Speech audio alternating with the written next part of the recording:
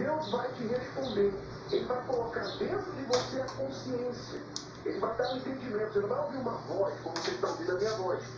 Mas você vai ter a consciência, a resposta no seu íntimo, que vai te dizer, é isso.